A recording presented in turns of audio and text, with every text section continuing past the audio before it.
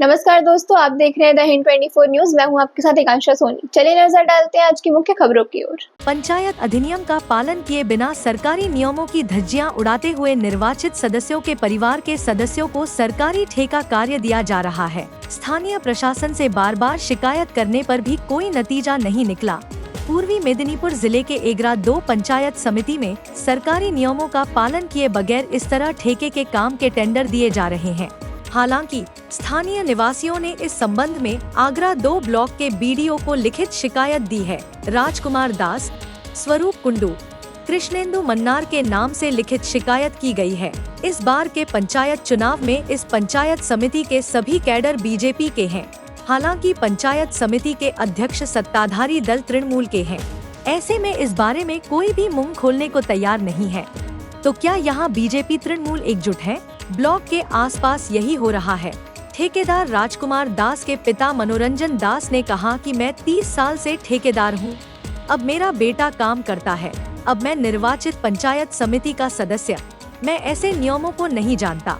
हालांकि पंचायत अधिनियम के अनुसार चुनाव जीतने के बाद उस सदस्य के परिवार से कोई भी सरकारी ठेकेदार के रूप में काम नहीं कर सकता है। ऐसा दावा है बीजेपी नेता अमलेश पहाड़ी का।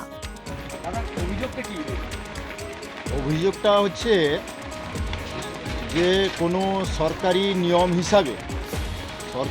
হিসাবে কোনো সরকারি বেতনভুক্ত মানুষ কোনো ঠিকাদারি লাইসেন্স পেতে পারে না কিংবা ঠিকাদারি কাজ করতে পারে না। তো আমাদের এই এগরা 2 নম্বর ব্লকে অনেক ঠিকাদার আছে, ওরা সরকারি বেতন পায়, সরকারি বেতন নয় পায়, কিন্তু যারা অনেক বেকার আছে ওরা কিছু পাচ্ছে না, ঠিকাদারি লাইসেন্স পাচ্ছে না, কিছু পাচ্ছে না।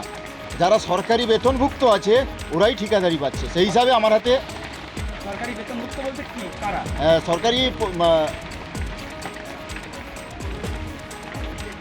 সরকারি পঞ্চায়েত মেম্বার, সরকারি প্রতিনিধি হিসাবে কারা বর্তমান কাজ পেয়েছে, বুঝেছেন? তো অনেক আছে এরকম এগরা 2 ব্লকে, কিন্তু একটা আমি পেয়েছি, উদাহরণ পেয়েছি, সেই হিসাবে একটা আজকেও আবেদন করেছি বিডিও অফিসে। ভিডিও বাসে কিছু বলেননি, আমি রিসিপ্টটা করে নিয়ে এসেছি, রিসিভিং আমাকে দিয়েছে। এই হচ্ছে রিসিপ্টটা নিয়ে এসেছি আমি, বুঝেছেন? অফিস জমা করে রিসিপ্টটা নিয়ে এসেছি। এখন আপনাদের গ্রামবাসী একটা অভিযোগ করছে, যারা পঞ্চায়েত সমিতির সদস্য কিংবা গ্রাম পঞ্চায়েতের সদস্য তাদেরকে সরকারি টেন্ডারে কাজ দেওয়া হচ্ছে, কী বলবেন?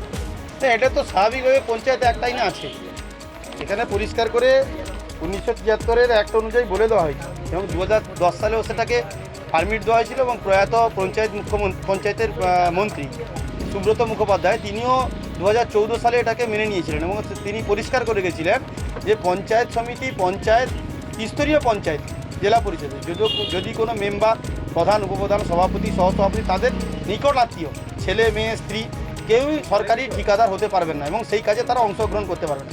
এবং সারা পশ্চিমবাংলা জুড়ে তৃণমূল কংগ্রেস এই নৈরাজ্যটা চালিয়েছে এবং তৃণমূল কংগ্রেসের আমলে এটা বেশি করে হয়েছে। সেটা আধিকারিকদের দেখা উচিত এবং আধিকারিকদের দৃষ্টি আকর্ষণ হওয়া উচিত। আধিকারিকরা সঠিকভাবে কাজ করেননি, আধিকারিকরা জেনেও তৃণমূল কংগ্রেসের তাবেদারি করেছে। তা আজকে গ্রামবাসীদের মধ্যে সচেতনতা জেগেছে, তার কারণে স্বাভাবিক আপনারা দেখেছেন যেভাবে বেকারত্বর যন্ত্রণা বেড়েছে, সাধারণ ছেলেমেয়েরা কাজ করার সুযোগ পাচ্ছে না, সেখানে মেম্বাররা তাদের প্রভাব খাটিয়ে তাদের ছেলে মেয়েকে এই জায়গায় এনেছেন এবং তাদেরকে কাজ দিচ্ছেন, যে কাজের মধ্য দিয়ে তাদের টাকার পাহাড় তৈরি করছেন। এটাই সব থেকে বড় ঘটনা। আমি স্বাভাবিকভাবে এই কপিটাও পেয়েছি। আজকে একজন সহৃদয় ব্যক্তি তিনি আবেদন করেছেন পঞ্চায়েত সমিতিতে এবং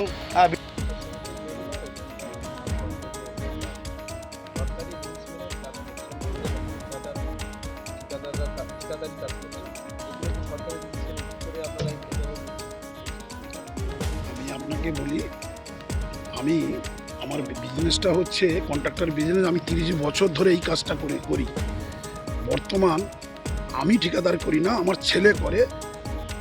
15 সাল থেকে আমার ছেলে কন্ট্রাক্টর বিজনেস করে। আমি 30 বছর পরীক্ষিত কন্ট্রাক্টর এবং আমি কি বলবো, আমার জাত হচ্ছে এই কন্ট্রাক্টর বিজনেস।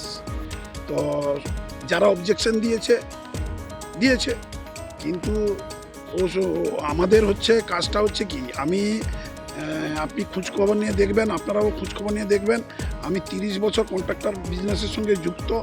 আমার ছেলে আপনাকে কি বলবো 15 সাল থেকে কন্ট্রাক্টারি করে, আর আমি মেম্বার হওয়ার আগে থেকে আমার ছেলে কন্ট্রাক্টারি করছে। ऐसे ही तमाम खबरों के लिए जुड़े रहिए द हिंद 24 न्यूज के साथ।